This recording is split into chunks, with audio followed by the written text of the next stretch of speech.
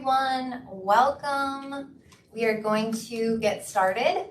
I know there are a couple more people rolling in, but we're going to get started with the presentation. So welcome. Thank you for joining us today. Happy first day back. My name is Caitlin Singer. I am joined by Monica Statiel, Vernay Razanowski, and virtually Keith Schubert. And we are all a part of NARIC's data security and privacy team, and we work with districts to assist in complying with New York State Education Law 2D. So before we begin, if you have any questions throughout this presentation, feel free to leave any questions in the chat and we will be happy to answer any of those questions at the end of the presentation. Today, we are going to talk about New York State Education Law 2D, but not just what the law is and what districts in New York have to do to comply with that law, but really how it affects you as educators. I'm sure many of you have all heard of New York State Education Law 2D. Maybe you have a basic understanding of what it is, but again, today we're really going to focus on how it pertains to you as teachers in the classroom.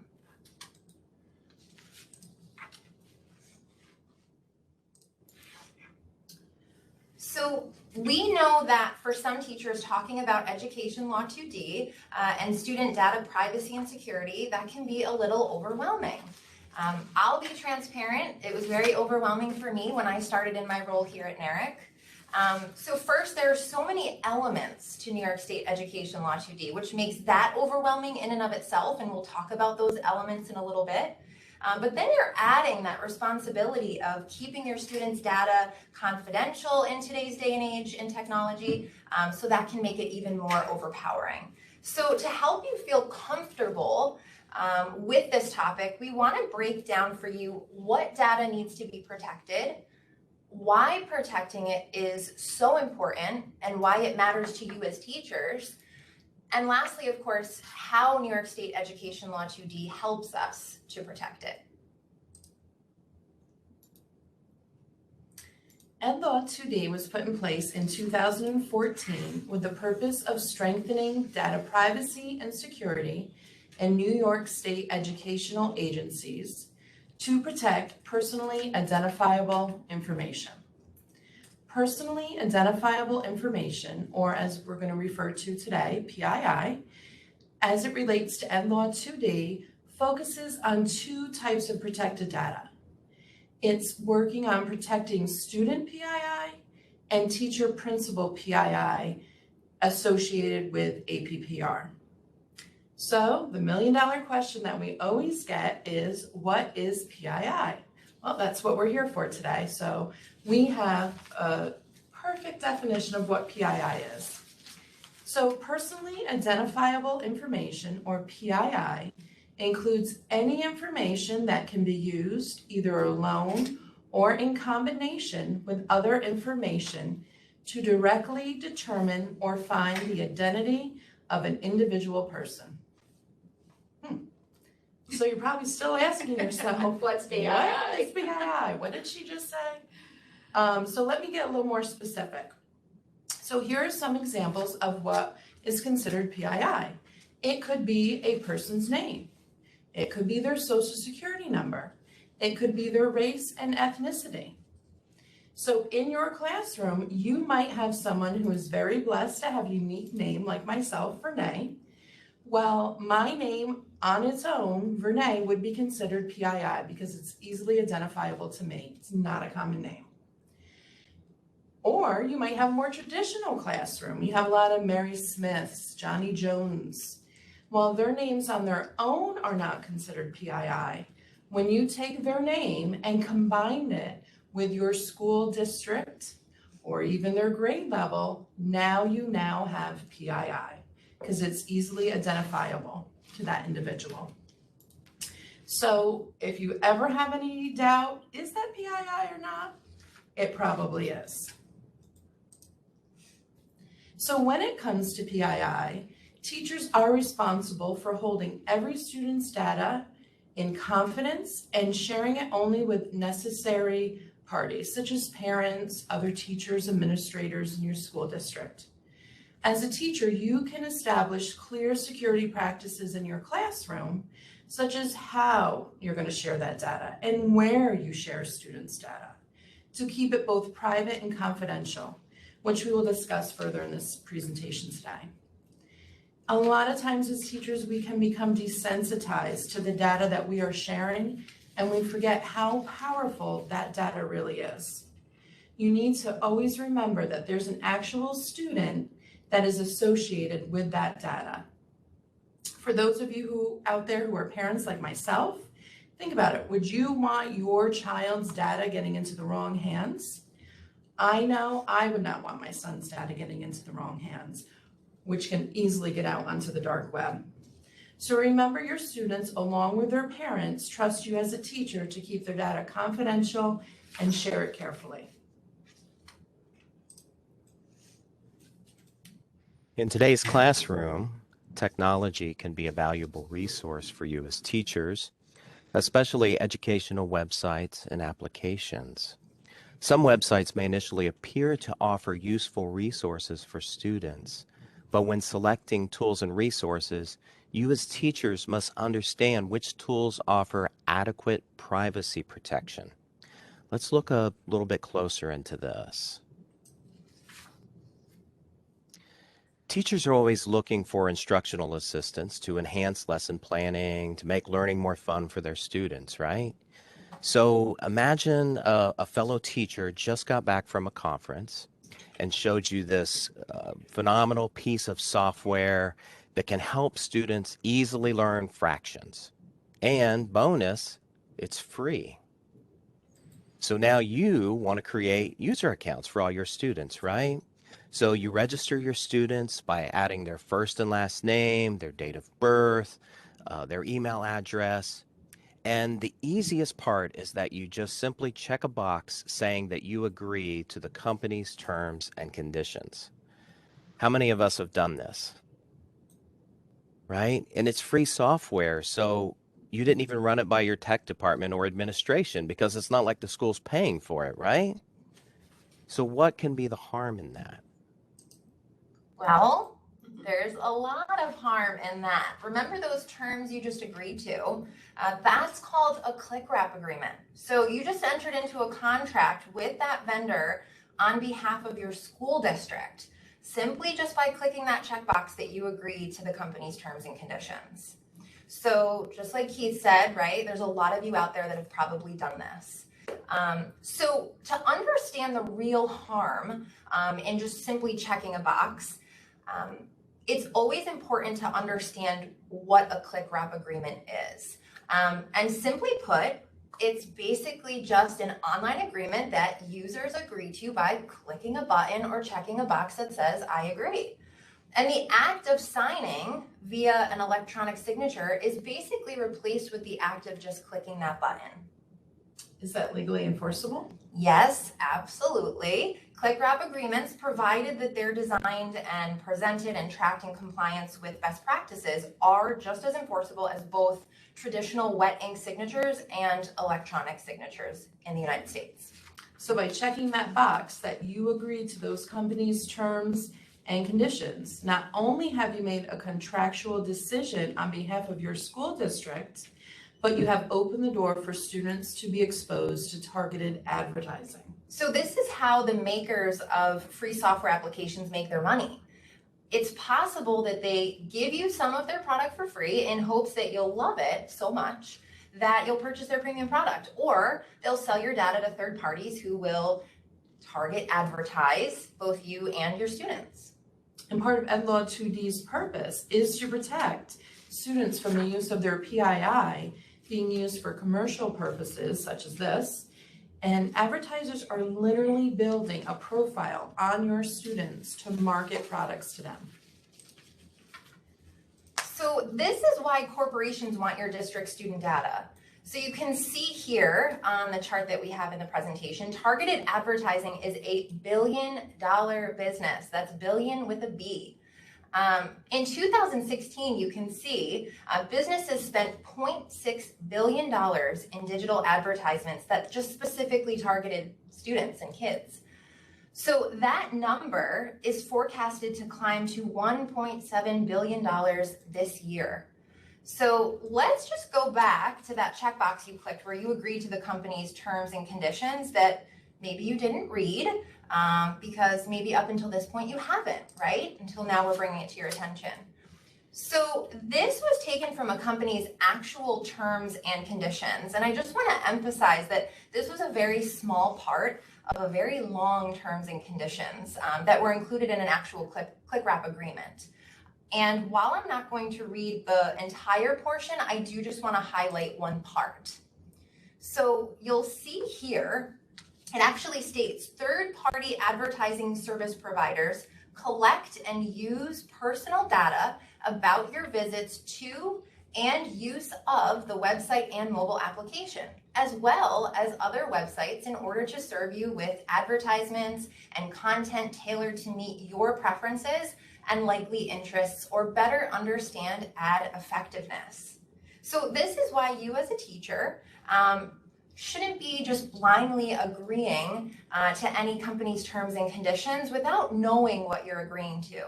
And also you should be working with your district's data protection officer to think about another piece of software that maybe they have a contract with that won't be providing your students' data to third parties for advertising purposes. And we're going to talk a little bit more about data protection officers in just a little bit.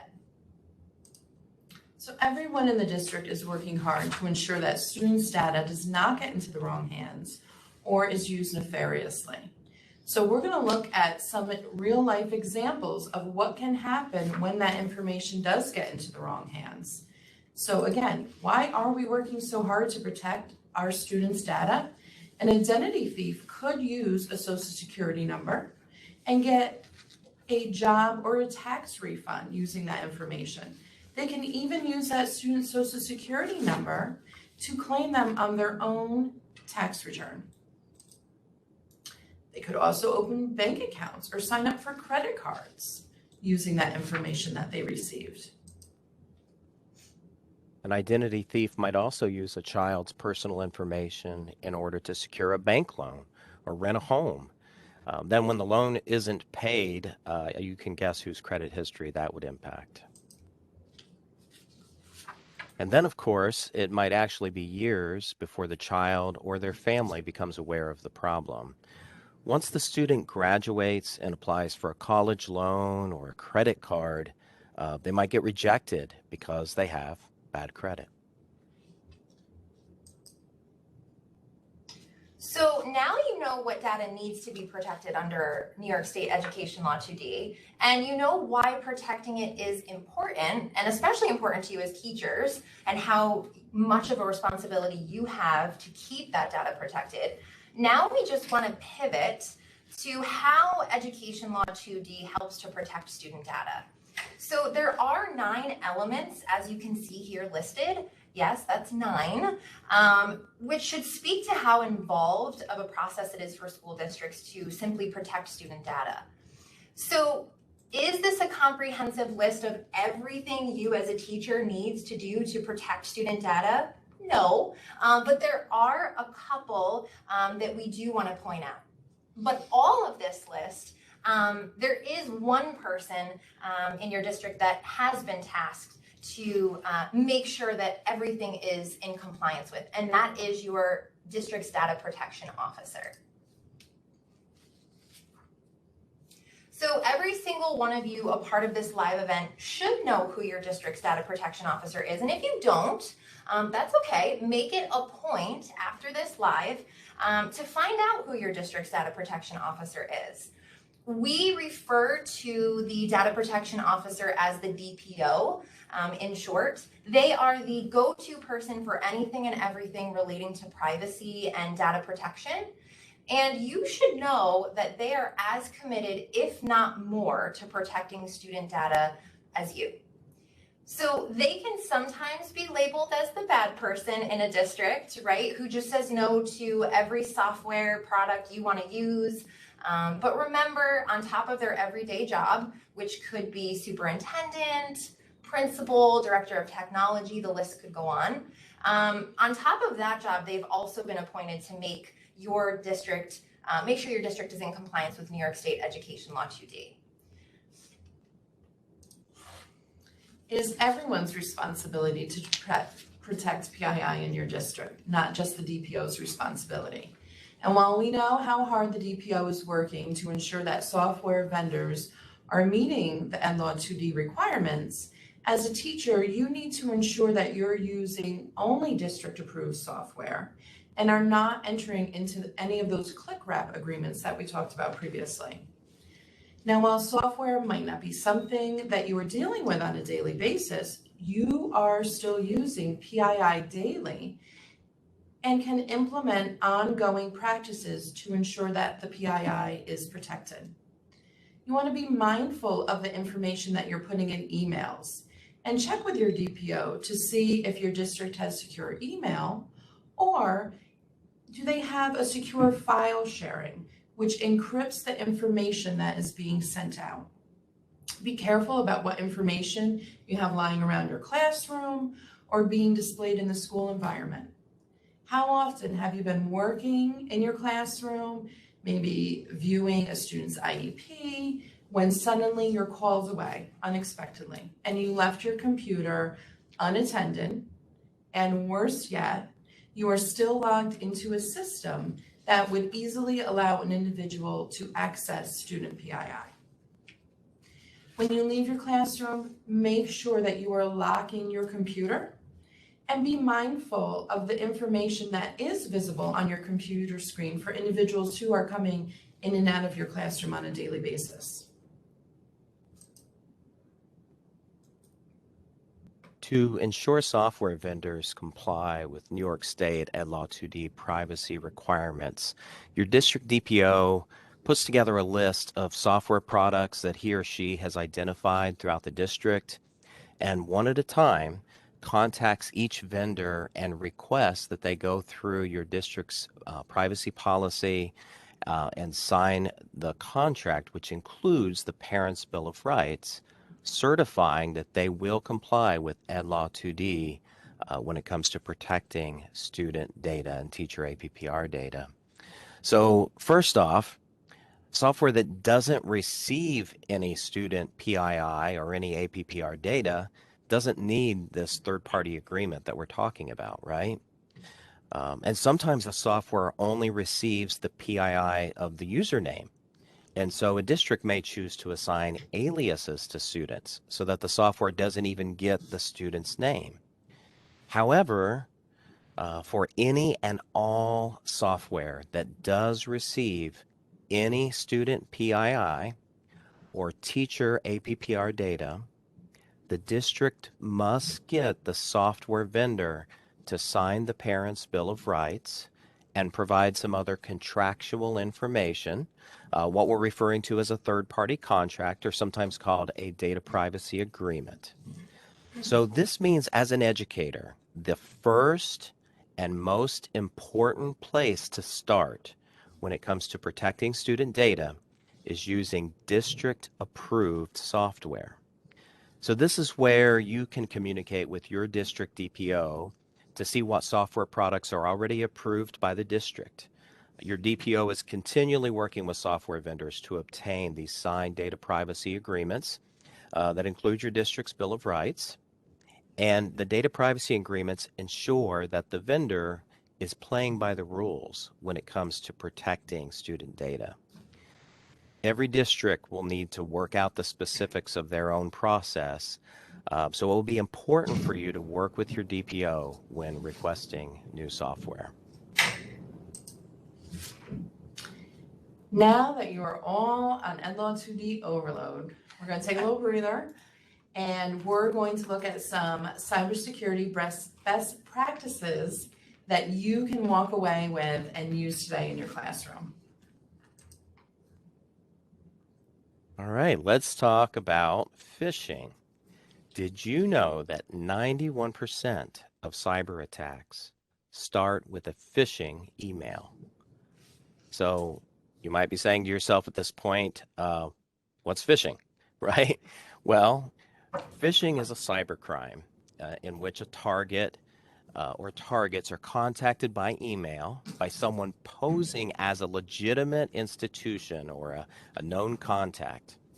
And they do this to lure individuals into providing sensitive data, such as personally identifiable information, PII, right? Banking and credit card details or passwords. And sometimes simply they just want you to they just want to get you to click on something in the email. Because sometimes that act of clicking may enable the bad guys to gain a gateway into your district's network. And that can actually lead to everyone's ultimate cybersecurity fear, which is ransomware. So here on the screen, you see a classic phishing email. And if you worked at this particular school, it might appear to be fairly normal. However, there are a couple indicators that something is wrong. So let's look at the signature block, for example. So the signature block says, warm regards, memphis.edu IT help desk.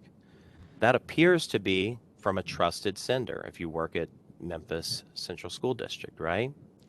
However, the signature block is a little off maybe from the norm. Maybe it normally says Memphis CSD IT help desk, right? So if you was to see that, you might say, well, that looks a little bit off or a little bit different. So second, you see in the body of this email, there's this 24-hour rush on verifying your email account. This is classic phishing. Phishing emails will often contain a sense of urgency to get you to hurry up and make a bad decision. And the big giveaway here in this example, drum roll please, the hyperlink. So when you hover your mouse over the click here in the email, but don't actually click it, please. But if you were to hover over it, you would see that the actual target URL or the target address looks very suspicious. And if you were to click on that URL, you might actually be opening up a gateway for the bad guys to gain access to your school's network. So you would want to report this email to your tech department immediately. And even if you're not sure, right, but it looks a little suspicious, then the best thing to do is to report it. A couple other things to be wary of. Attachments. Never, ever, ever, never click on an attachment in an email from someone whose email you don't recognize. Again, if you're unsure or if you're suspicious, ask your IT department to check it out for you. And also, if it's too good to be true, then guess what? It probably is. Thank you. Exactly. I'll finish that sentence for you, Keith. Thank you. So the next piece that we're going to pivot to is passwords. And we love passwords so much. We even have this sign hanging up in our office, which I love so much. Renee's going to help me out with it. It's something about passwords and underwear. So passwords are like underwear, change them often, don't leave them on your desk, and don't share them with others. I just love that. So passwords provide the first line of defense against unauthorized access to your computer and personal information. And this is especially important to have a strong password for you as educators to protect student data and APPR data that we've been talking about. So the first kind of slide that we have in this two-part password series is our don'ts. So we have our don'ts first, and then Renee will go over the password do's. So the first is don't use personal information. So don't use your first name. Right. Because we know mine's PII anyways, in that password, or common information like your date of birth, Right. street you live on. Except, or your dog's name, as you see here in the picture, right? Because then you'll have to change your dog's name. Don't use common words. So some of the common words that we see or that we've seen in lists that indicate the most common are the word password, right? People do that a lot. QWERTY, which I didn't know what QWERTY was. Keith, for those that don't, what is QWERTY? So for those who took keyboarding, they'll recognize QWERTY as the name of the keyboard because it's spelled out on your keyboard. Right, QWERTY keyboard. And then the last, well, top three, is the word picture. So people tend to use that word as well. So try and stray away from those common words. Don't use the same password at multiple websites. So this is important. Yeah, don't use the same password that you log in at school and then reuse it again to get into TikTok or Netflix or worse, your bank account. Exactly, because if they hack into one website, chances are they're going to gain access into the additional websites that you have the same password for. Don't use Post-it notes. So That's crazy. I know. I know. What I do. Don't use Post-it notes. I know. How many of us have done that? Because a lot of times you'll get that reminder on your email or on your work computer that says your password is going to expire in 7 days, and you have to think up a new one. And maybe now it's like day 4, right? So you just make one up on the fly and you write it down on a Post-it note, and maybe you just stick it on your computer. Not the best way to go, but I know we've probably all done it in the past. But that's a big don't. Is that on a Friday too? And yes, on a Friday. Don't change your password on a Friday. We've all been there because then we don't remember it on Monday. Yes. And then lastly, well, there's many don'ts, but lastly on our list is don't share your password, right? That means a substitute teacher, husband, whoever, don't share your password. And it's especially important, I know speaking in terms of education, sometimes we do share certain passwords to different websites or systems with substitute teachers if we're gonna be out for a long period of time. But it's not smart to share your password, of course, that goes without being said. So now that Kate's told us all the things we can't do, let's look at some of the things that we can do. So you definitely want to use symbols, numbers, and cases. So uppercase, lowercase. Okay. In creating a password. So here's an example of I love the rain. This should be very common to teachers. Use nonsense words. So this is one of Kate's favorites. Yeah, so we just wanted to come up with a password. So we went to like a teacher's nonsense word list. We found 2 words, whim and tech, and put it together, one tech. There's a nonsense word. Yeah. Yeah. And I'm sure it would be hard to break anyways. Use passphrases. And when you use a passphrase, don't make it too long. And it needs to be something that you're going to easily remember, like I swim in the ocean. Or I love skiing, something like that. Yep, keep it simple.